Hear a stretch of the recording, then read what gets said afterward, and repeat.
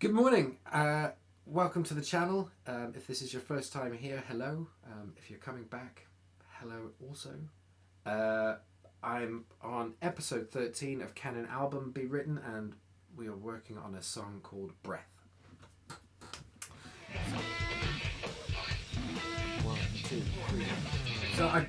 Since the last video, I've managed to get a few things done and discovered another quite cool thing. So I thought I'd go ahead and show you where I'm at.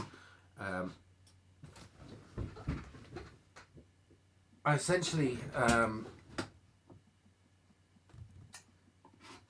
at this point, I've managed to record a guide guitar and a vocal track. The guide, you can see, I did probably about 14 takes. It was probably a bit more than that actually, with some practice in there. It took me a little while to get back into the song and sort of remember how it was played and get all of the nuances in. I'm actually quite pleased with the feel of the performance itself. I recorded it to that fake machine, which didn't really embed itself the way I kind of thought it might, but that's fine. Like I said in the other video, I'm quite happy to disregard it if it's not right. So the feel of the performance is, like I say, I quite like. There are some sections where the playing is a little lumpy. Now, it's in time, and I don't play any wrong notes as such, but I'm not too concerned. And the reason for that is that, in all likelihood, that guide guitar may get taken out entirely. It may get chopped up and, parts taken out. I don't imagine it will end up. I don't imagine it will end up in its entirety in the final recording. So I'm not concerned about those moments where the playing might waver a little in terms of time. Like I say, I don't play any wrong notes. The only so I'll turn that into a single stereo track, and that'll be the go-to guide. The vocal performance, I recorded a couple of vocals last night. Got to a version where I thought I was happy with it. Listened back this morning, and actually there really wasn't much there at all. I hadn't put anything into the performance, or anything like as much as I thought I had put into the performance, and just in terms of motion or feel or all of those important elements. I hadn't sung the words wrong, and I wasn't out of tune, but it just didn't land. So I re-recorded a couple of takes this morning, actually probably about 7 or 8. Much more pleased with them, much more aggressive. And that's to a point actually. With the mics as I got them set up in the last video, I actually, although I was really pleased with the way that had gone, I actually ended up having to take those mics down slightly because it was causing me to back off in the bridge in terms of playing. Which wasn't great, and so the bridge sounded really tentative. So I backed them down a little bit. I actually had to do the same on the vocal. I used the NT1A for the vocal. It's the first time I've sang this song into it, and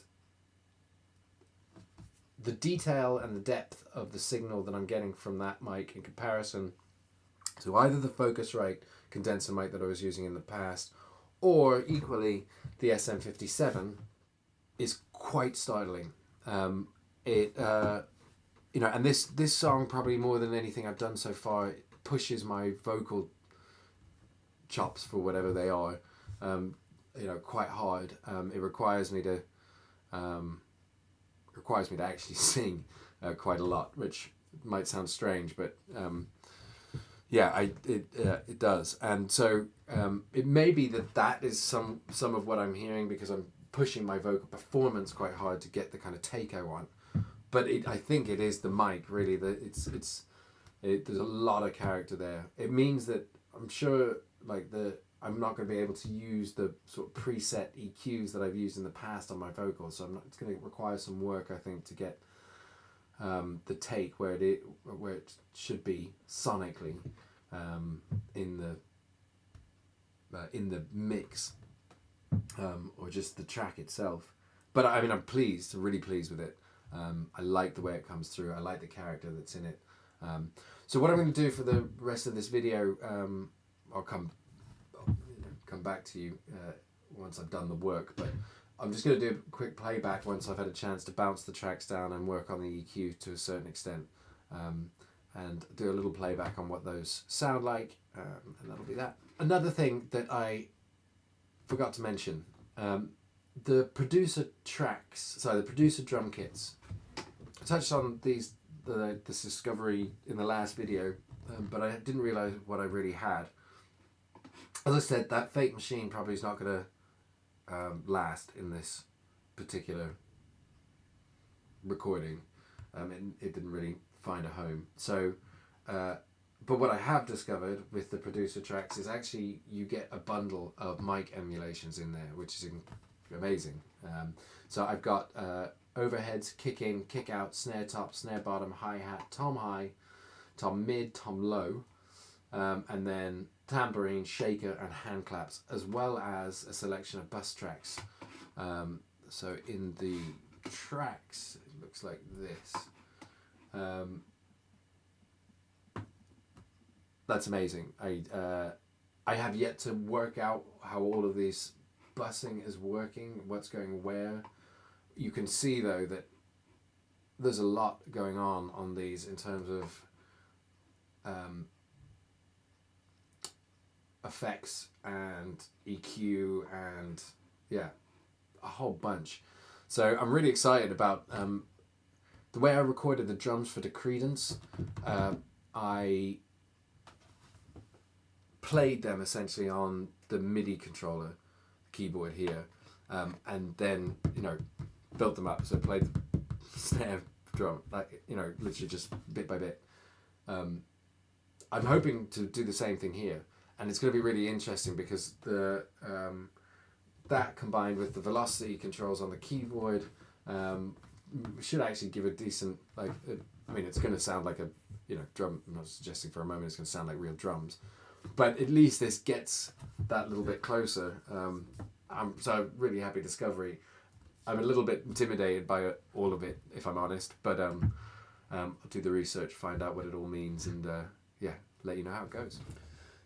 So I've EQ'd both the acoustics, both the acoustic mics, and I've run them both through the Shep 73. I haven't done any EQ on the vocals, so I'm not going to touch that right now.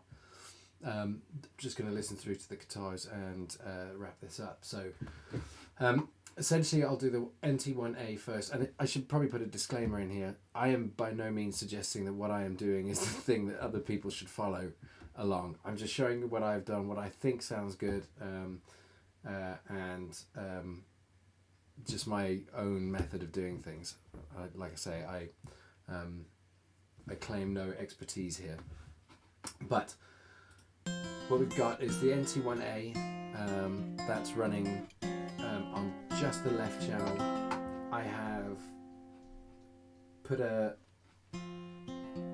high pass in at 80 and then cut 110 somewhat. I was getting just some woolliness there, it sounded bleh. And then I boosted 4.8, which seemed to bring out some of the natural tone that I hear when I'm listening to it in my ear on the left. So yeah, I can kind of feel my fingers in the way I can kind of, so that's how I've done that. The SM57,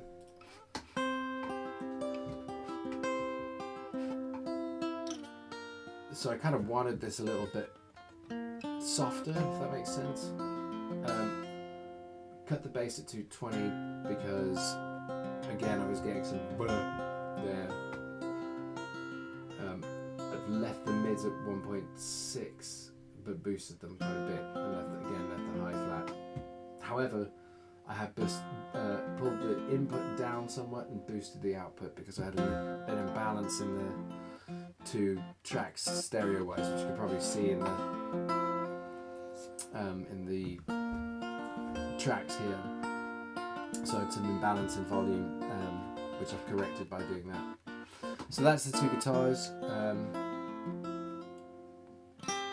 I'm going to bounce them now, write them down so they'll be done, and that'll be the guide. Cool.